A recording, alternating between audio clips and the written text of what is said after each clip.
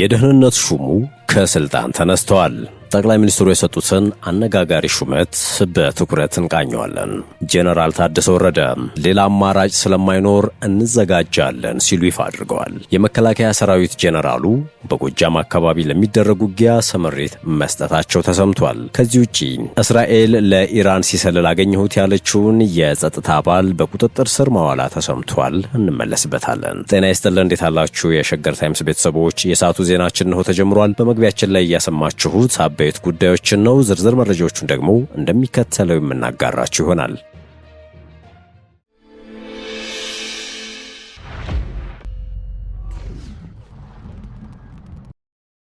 ወደ ቀዳሚ ጉዳያችን አመራን።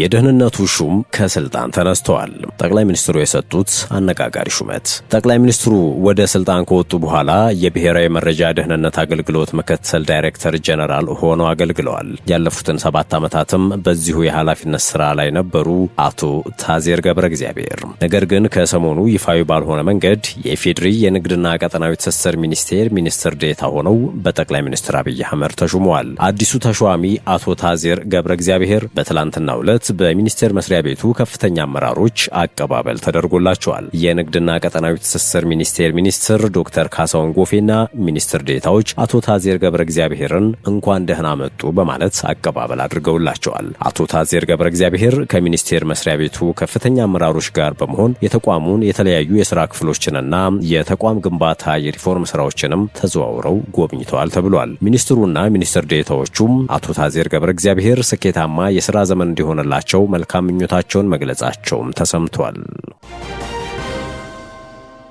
ወደ ሌላኛው መረጃችን አለፍን።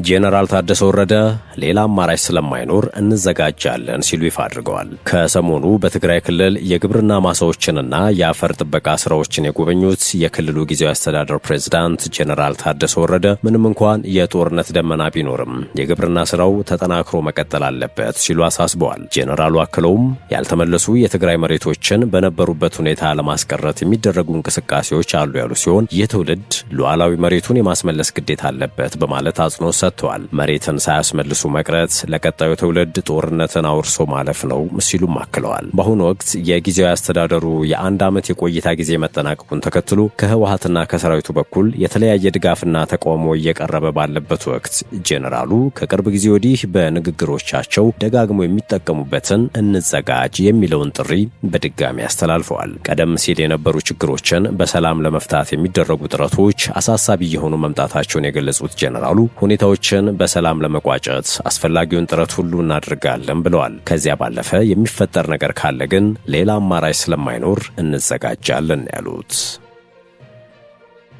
ቀጥለናል። የተከበራችሁ የሸገር ታይምስ ቤተሰቦች የመከላከያ ሰራዊት ጄኔራሉ በጎጃም አካባቢ ለሚደረግ ውጊያ ስምሪት መስጠታቸው ተሰምቷል። ሜጀር ጄኔራል ተስፋዬ ረጋሳ የኢትዮጵያ መከላከያ ሰራዊት የሚዋጋው ሀገርን ለባዕድ አሳልፎ ለመስጠት ከሚባዝኑ ጠላቶች ጋር ነው ሲሉ ተናግረዋል። የምስራቅ እዝ ምክትል አዛዥ ለኦፕሬሽናል ሜጀር ጄኔራል ተስፋዬ ረጋሳ በጎጃም ተሰማርቶ ውጤታማ ግዳጅ እየተወጣ ለሚገኝ የጦር ክፍል አመራርና አባላት ስምሪት ሰጥተዋል ተብሏል። ምክትል አዛዡ ሜጀር ጀነራል ተስፋዬ ረጋሳ እንደተናገሩት የእዙ ሰራዊት በማንኛውም አካባቢ ህዝብን ሰላም በሚነሱ ጽንፈኞች ላይ እርምጃ የመውሰድና ህግን የማስከበር ተልዕኮውን በጀግንነት እየፈጸመ ይገኛል በማለት ተናግረዋል። የኢትዮጵያ መከላከያ ሰራዊት የሚዋጋው ጀግኖች ቅድመ አያቶቻችን ደማቸውን አፍስሰው አጥንቶቻቸውን ከስክሰው ውድ ህይወታቸውን ገብረው ለዛሬ ትውልድ በክብር ያስረከቧትን ሀገራችንን ለባዕድ አሳልፎ ለመስጠት ከሚባዝኑ ጠላቶች ጋር ነው ሲሉም ገልጸዋል። ተላላኪ ጽንፈኛ ሲሉ የጠሩትን የፋኖ ኃይልን የኢትዮጵያ ጠላቶችን ፍላጎት ለማሳካት የሚጥር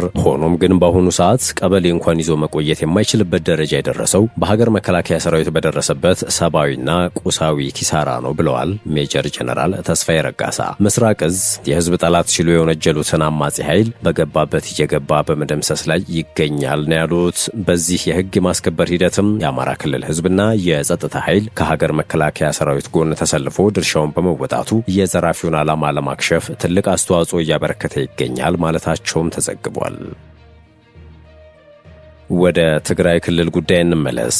በትግራይ ክልል የሚያስተምሩ መምህራን ደሞዝ ለመቋረጡ መፍትሄ እንዲሰጥ ለትምህርት ሚኒስቴር ደብዳቤ መጻፉን የኢትዮጵያ መምህራን ማህበር አስታውቋል። በትግራይ ክልል የሚገኙ መምህራን ከጥር ወር 2018 ዓ.ም ጀምሮ ደሞዝ እንዳልተከፈላቸውና የኢትዮጵያ መምህራን ማህበርም ለትምህርት ሚኒስቴር የመፍትሄ ጥያቄ ማቅረቡን አስታውቋል። የማህበሩ ፕሬዝዳንት ዶክተር ዮሐንስ በንቲ እንደገለጹት የክልሉ መምህራን ማህበር ያቀረበውን ሪፖርት መሰረት በማድረግ ለሚኒስቴሩ ደብዳቤ የተጻፈ ሲሆን በአሁኑ ወቅት ምላሽ እየተጠበቀ ይገኛል። የክልሉ ትምህርት ቢሮ በበኩሉም ከጥቅምት ወር 2018 ዓ.ም ጀምሮ በጀት በመከልከሉ ምክንያት ደሞዝ መክፈል እንዳልቻለ መግለጹ ይታወሳል። ቢሮ ባቀረበው ቅሬታ የፌዴራል መንግስቱ በጀቱን የማይለቅ ከሆነ የመማር ማስተማር ሂደቱ ሊቋረጥ እንደሚችል አስጠንቅቋል። የክልሉ መምህራን ከዚህ ቀደም የ17 ወራት ያልተከፈለ ደሞዝ ጥያቄ ያለባቸው ሲሆን ጉዳዩ አሁንም በሕግ ክርክር ላይ እንደሚገኝና መፍትሄ እንዳላገኝ ይታወሳል። በትግራይ ክልል ያለው የፖለቲካ አለመረጋጋት ለዘርፈ ብዙ ችግሮች ምክንያት መሆኑን የጠቀሰው ማህበሩ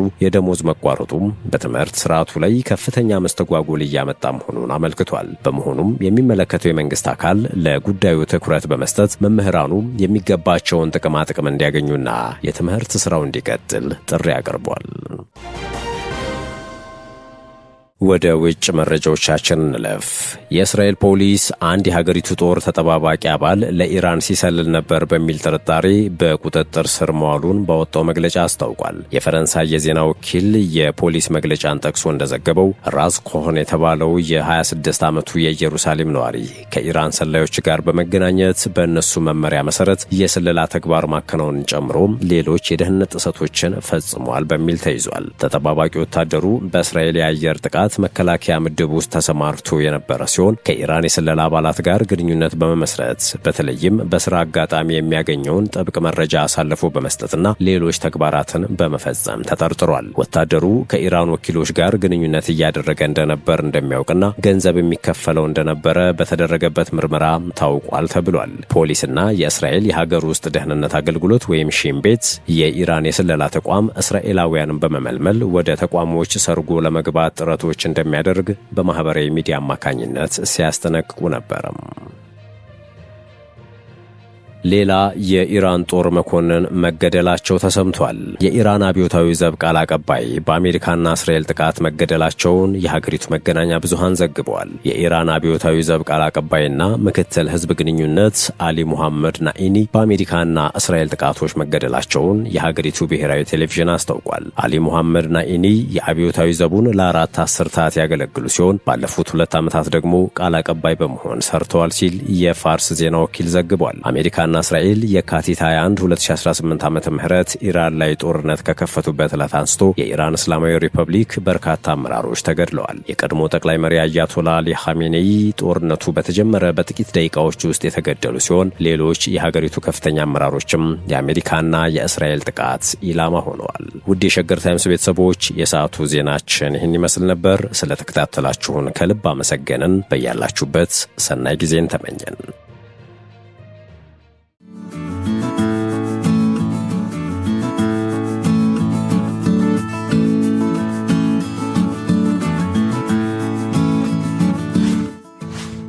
ሸገር ታይምስ ሚዲያን ሰብስክራይብ በማድረግና ደወሉን በመጫን ይከተሉን።